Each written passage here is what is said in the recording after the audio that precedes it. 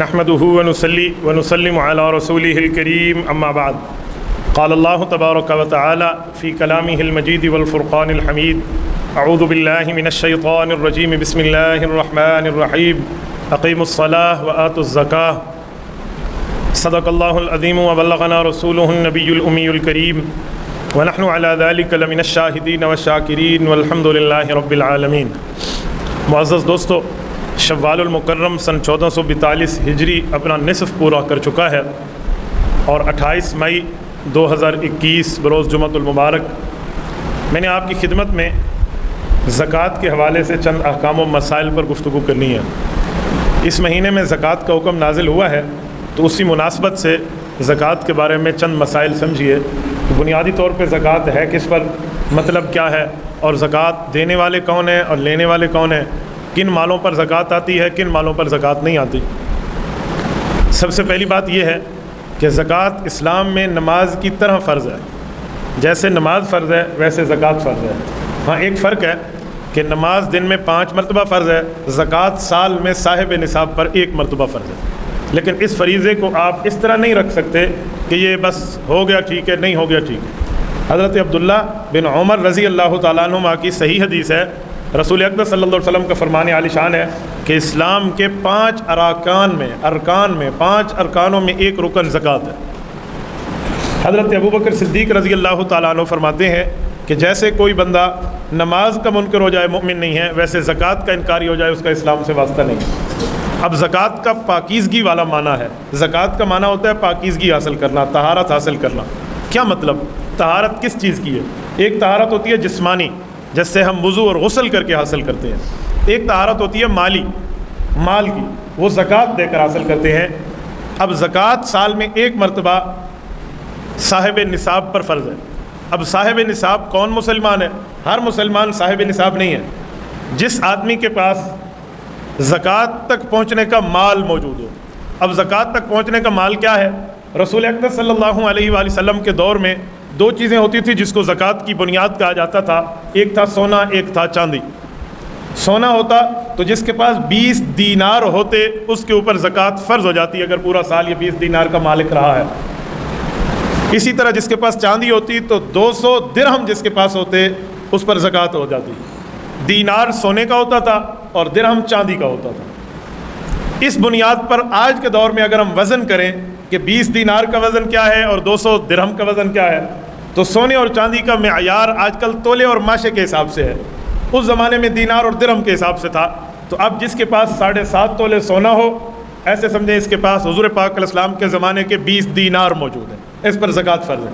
اسی طرح کسی آدمی کے پاس 52.5 تولے چاندی ہو تو ایسے سمجھیں اسے حضور پاک علیہ السلام کے دور کے 200 درہم موجود ہیں، لہٰذا اس پر زکوٰۃ آ گیا۔ کچھ لوگ کہتے ہیں کہ 7.5 تولے سونے کا لفظ تو حدیث میں نہیں ملتا، 52.5 تولے چاندی کا لفظ تو حدیث میں نہیں ملتا۔ تو میں کہتا ہوں جی بالکل نہیں ملتا، لیکن جو وزن اس زمانے کا ہے نا وہ وزن بنائیں تو 7.5 تولے سونا اور 52.5 تولے چاندی بنتا ہے۔ تو جب وزن یہی بنا تو اب وہ لفظ ملے یا نہ ملے، 20 دینار اور 200 درہم کو پہنچے گا تو یہ بندہ صاحب نصاب ہو جائے گا۔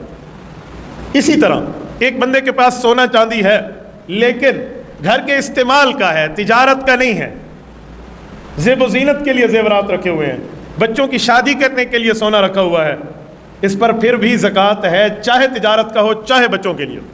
اگر یہ نصاب کو پہنچتے اس پر زکوٰۃ ہے۔ یہ نہیں کہا جا سکتا کہ یہ تو بالیاں میرے پہننے کی ہیں اس پر زکوٰۃ کیوں ہے۔ رسول اقدس کا فرمان عالی شان ہے، جس کے پاس سونا اتنا اور چاندی اتنا اس پر زکوٰۃ ہے۔ اب سونا چاندی تجارت کا ہو تب بھی زکوٰۃ ہے، سونا چاندی پہننے کا ہو تب بھی زکوٰۃ ہے۔ اس کے علاوہ جو مال ہے نا وہ بندے کے استعمال کے ہو تو اس پہ زکوٰۃ نہیں ہے۔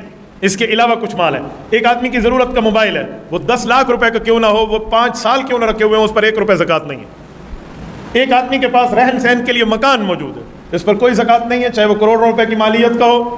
اس کے لیے اس کی مہران گاڑی سے لے کر جو ہے نا کیا کہتے ہیں رینج روور تک اس کے پاس اور مرسیڈیز تک اس کے پاس موجود ہیں، استعمال کیے ہیں، اس پر کوئی زکوٰۃ نہیں ہے۔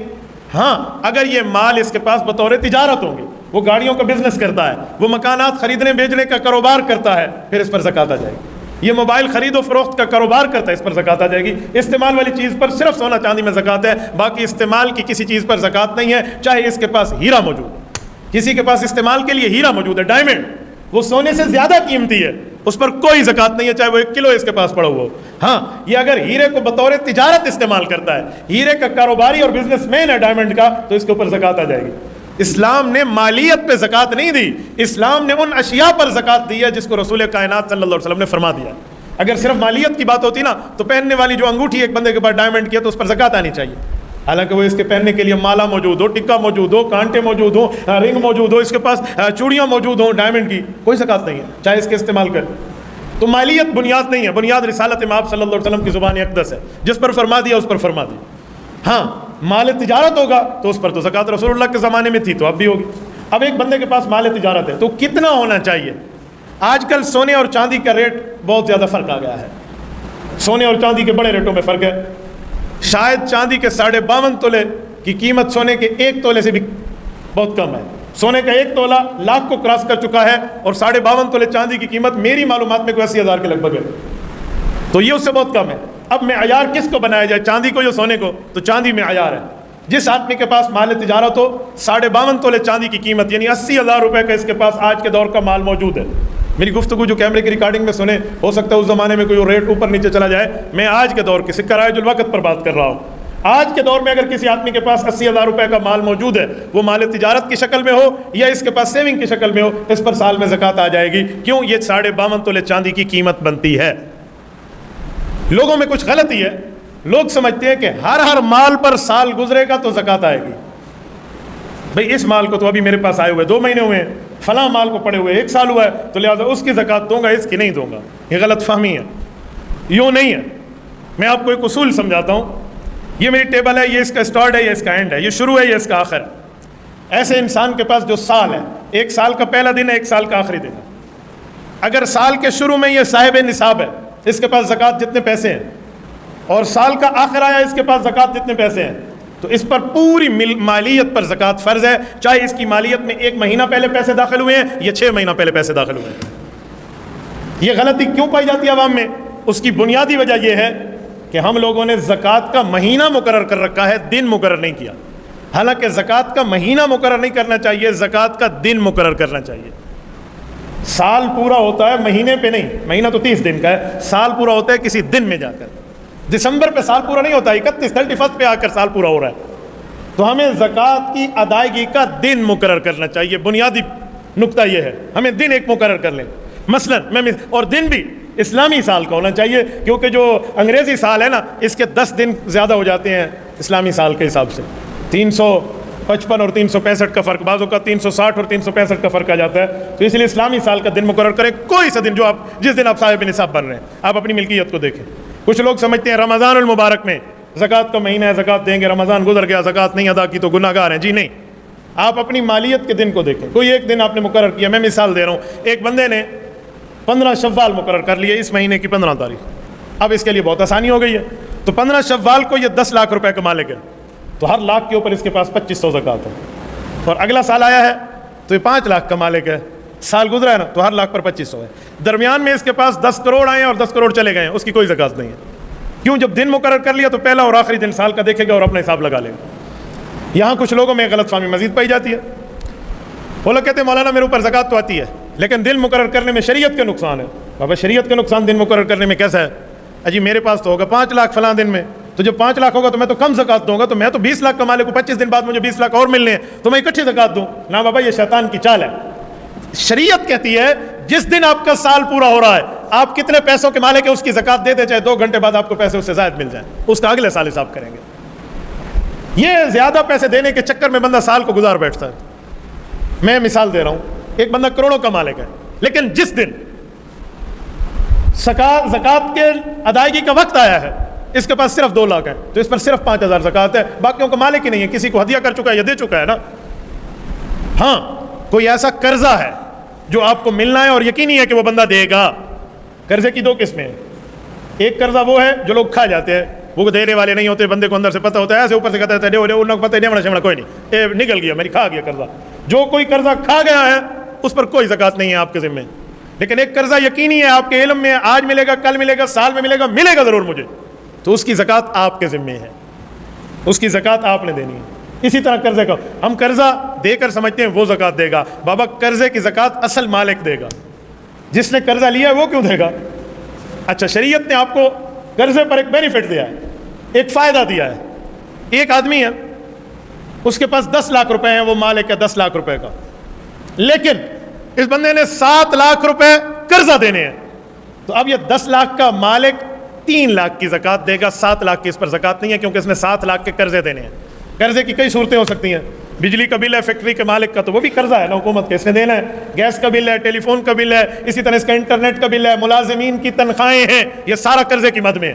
اگر تنخواہیں دینے سے پہلے اس کا دن آ جاتا ہے سال کا مقرر کردہ زکوٰۃ والا، تو یہ قرضے کو نکالے گا، بلوں کو نکالے گا، ملازمین کی تنخواہوں کو نکال کے باقی ماندہ مال پر زکوٰۃ دے گا. اب دیکھیں ایک آدمی 1 کروڑ کا مالک ہے اور 90 لاکھ تو اس نے سارے مد میں دینا ہے، تو یہ 1 کروڑ کا مالک کتنے لاکھ کی زکوٰۃ دے گا؟ 10 لاکھ کی زکوٰۃ دے گا. تو شریعت کتنی آسان بتا رہی ہے، کتنا آسان ہمیں سمجھا رہی ہے، اور ہم اس کو ٹیکس سمجھتے ہیں. یاد رکھیں، عبادت کو ٹیکس سمجھنے والے کا اسلام سے کوئی واسطہ نہیں رہتا. یہ عبادت ہے، ٹیکس نہیں ہے. والزکوٰۃ مغرمہ، حضرت علی فرماتے ہیں رسول اکرم صلی اللہ علیہ وسلم کا ارشاد ہے قیامت سے پہلے لوگ زکوٰۃ کو سمجھیں گے مغرمہ، یہ چٹی ہے. یہ میرے سے سریکی میں اس کو چٹی، اردو میں اس کو تیوان کہیں، جرمانہ کہیں، انگلش میں فائن کہیں، ٹیکس کہیں، یہ ہے مغرمہ. یہ میری کی چیز مصیبت پا لیتی ہے. یہ لفظی ترجمہ ہے اس کا، میں عوامی لہجے میں آپ کے سامنے کر رہا ہوں. یہ زمانہ آ جائے گا. میں حیران ہوں، بجلی استعمال کرتے ہیں اس کو کوئی نہیں کہتا، بیلنس استعمال کر لیں موبائل کا اس کو کوئی نہیں کہتا. تو جو ہم اللہ کا دیا ہوا مال استعمال کر رہے ہیں، یہ میرا کمایا ہوا نہیں ہے، یہ میرا لیا ہوا نہیں ہے، یہ میری محنت کا اثر نہیں ہے. وَمِمَّا رَزَقْنَاهُمْ يُنْفِقُونَ، رب فرماتے ہیں جو دنیا میں مال خرچ ہو رہا ہے یہ حلال مال ہمارا دیا ہوا ہے. تو اللہ کے دیے ہوئے مال کی زکوٰۃ دینے میں ہمیں کون سی موت اور کون سا ٹیکس نظر آتا ہے؟ خُذْ مِنْ أَمْوَالِهِمْ صَدَقَةً تُطَهِّرُهُمْ. امام الانبیاء سرور کائنات صلی اللہ علیہ وسلم سے بڑھ کے اس کائنات میں کوئی شخص نہیں ہے، صحابہ اور اہل بیت سے بڑھ کے اس کائنات کا کوئی طبقہ نہیں ہے. امام الانبیاء کو صحابہ اور اہل بیت کے لیے فرمایا کہ ان سے کہہ دیں یہ زکوٰۃ دیں گے، ان کا مال پاک ہو جائے گا. اور جن کی شخصیتیں پاک، جن کی نیتیں پاک، جن کی طبیعتیں پاک اور جن کے اموال پاک، جو پاکیزہ قیامت تک کے لیے رول ماڈل بن گئے، ان شخصیات کے مال کو کہا جا رہا ہے تو طاہرہم، یہ زکوٰۃ دیں گے، ان کا باقی ماندہ مال پاک ہو جائے گا. آپ کے اور میری شخصیت و طبیعت و نظر میں اور نیت میں کون سی پاکی کا عمل داخل ہے؟ تو ہم کیسے کہتے ہیں جو ہم نے زکوٰۃ نہیں دینی، جو فلاں فلاں؟ بابا زکوٰۃ دینی ہوگی، اور پھر زکوٰۃ دے کر کسی آدمی پر احسان آپ نے جتلایا، آپ کی نیکی ضائع. محسن آپ نہیں ہیں، آپ زکوٰۃ دے رہے ہیں. محسن وہ ہے جو تمہارے مال کو پاک کرتے ہوئے تمہاری زکوٰۃ کو ایکسیپٹ کر رہا ہے، قبول کر رہا ہے. اسی لیے شریعت کا مزاج یہ ہے کہ جب کسی کو زکوٰۃ دو تو اسے یہ نہ کہو کہ بھائی اس کے بدلے میرے لیے دعا کر لے. یہ نہیں کہنا چاہیے. کیوں؟ دعا تو وہ تب کرے جب میں اس کے ساتھ کوئی نیکی کر رہا ہوں. بھائی نیکی تو وہ کر رہا ہے کہ میرے مال کو پاک کرنے کے لیے قبول کر رہا ہے. اگر فقراء زکاتوں کو پاؤں کے ٹھڈے سے پھینک دیں، عمراء کا مال پاک کیسے ہوگا؟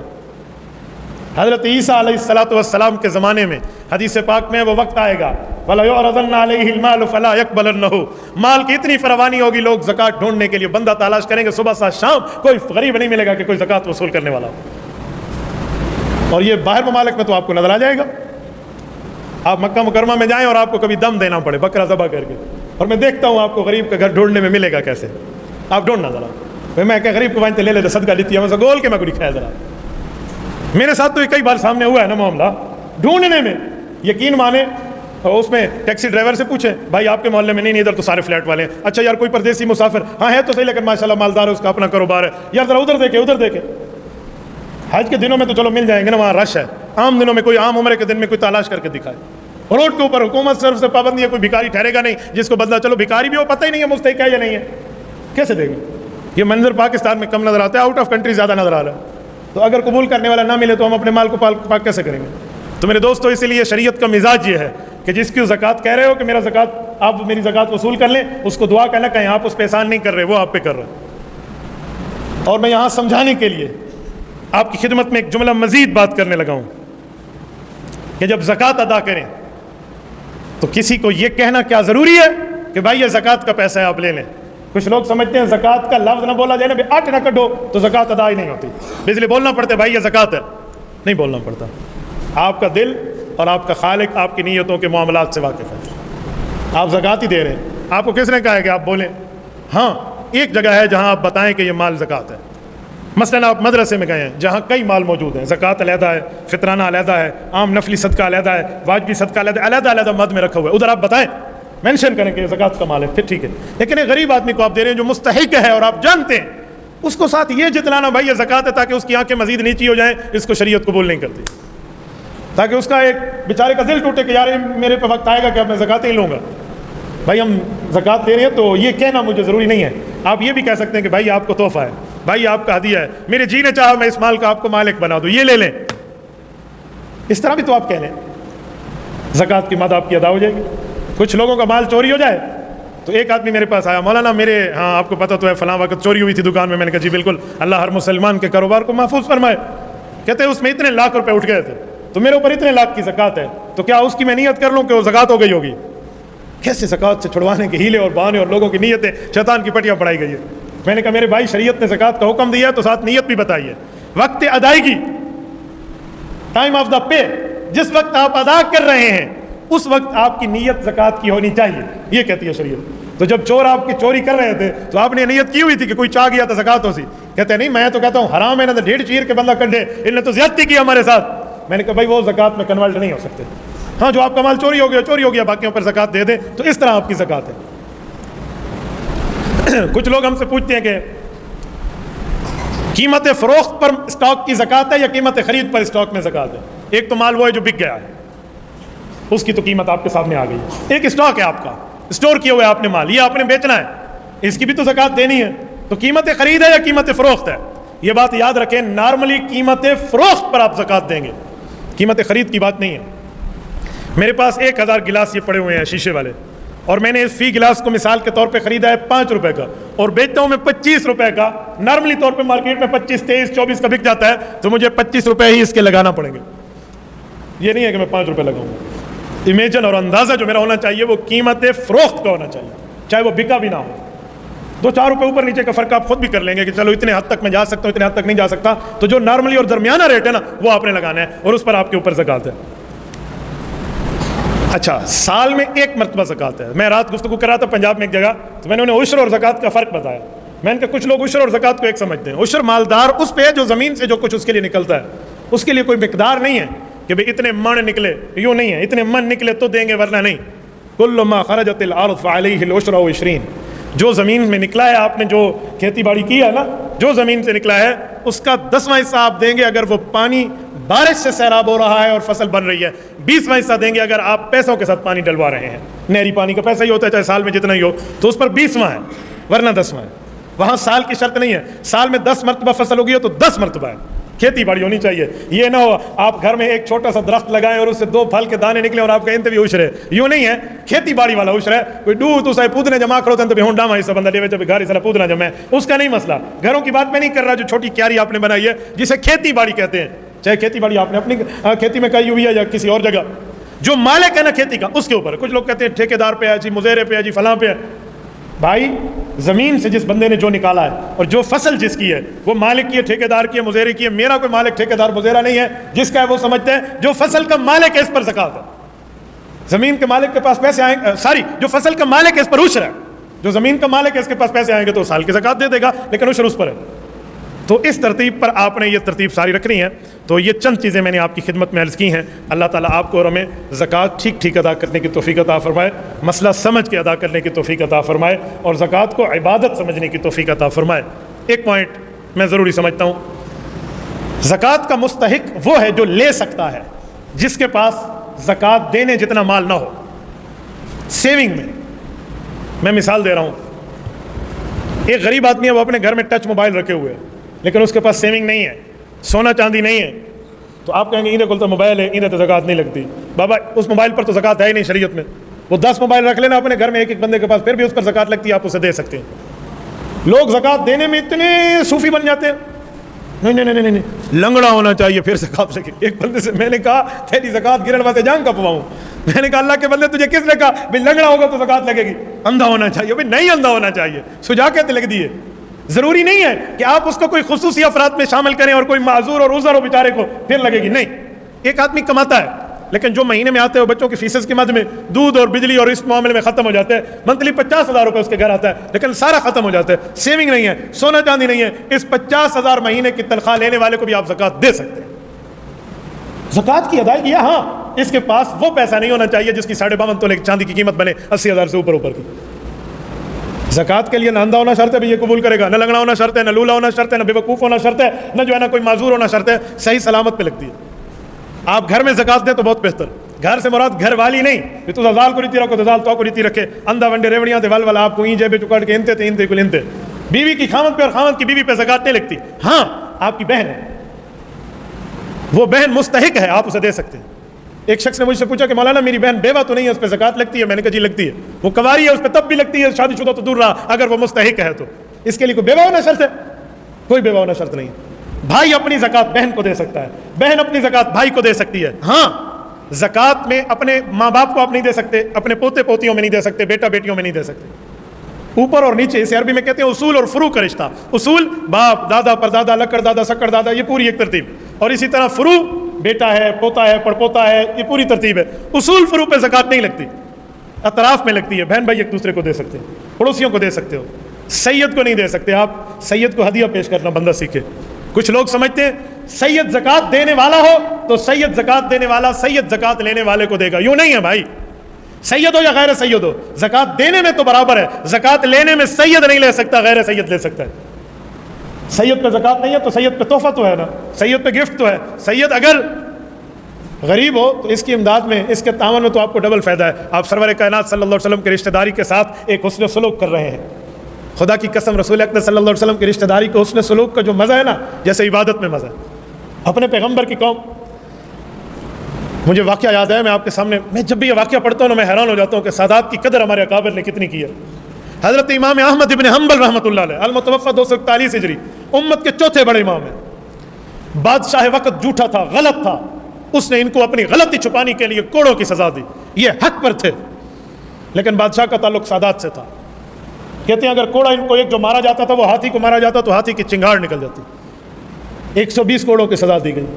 امام احمد ابن حنبل لہولہان ہو جاتے اور ہر کوڑے کے بعد فرماتے عفوت ہو, میرے مولا میں نے اسے معاف کیا ہے, ہو سکتا ہے کہ میں معاف نہ کروں اور میری پہلے موت آ جائے اور کل قیامت میں رسول اللہ کی نسل کے اوپر میرا حق موجود ہو, حضور پاک کی نسل پر میرا اعتراض موجود ہو. میں سرور کائنات سے اس عالم میں نہیں ملنا چاہتا کہ میرا اعتراض رسول اللہ کی رشتہ داری پہ ہو.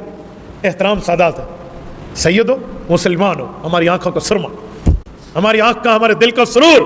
سید ہو, مسلمان ہو, ہماری سر آنکھوں پر. اسلام بھی شرط ہے, سید ہونا بھی شرط ہے. بہت بڑی بات ہے. تو ہمیں اس رشتے کو نبھانے کے لیے صرف ان کے دروازے پہ زکوٰۃ لے کر نہیں جانی چاہیے. آپ زکوٰۃ کے اور